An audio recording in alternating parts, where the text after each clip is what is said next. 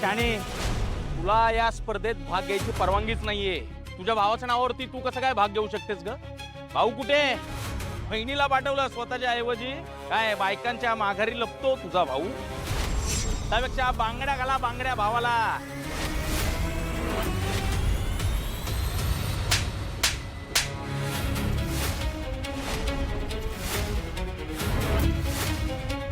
तुला काय वाटतं, बांगड्या घालणारे हात कमजोर असतात?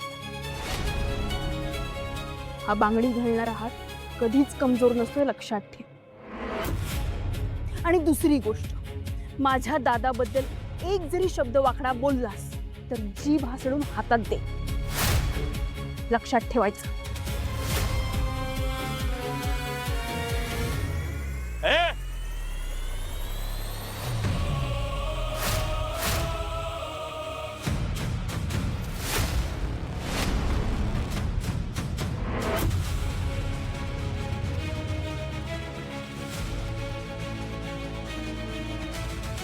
चुकून जरी तुझा हात माझ्या बहिणीला लागला असता ना, तो हात आज इथे जागेवर दिसला नसता.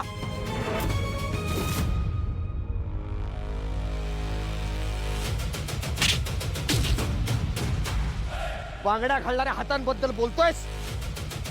अरे बांगड्या घालणारे हात जेव्हा घरात बसतात तेव्हा घर चालवतात,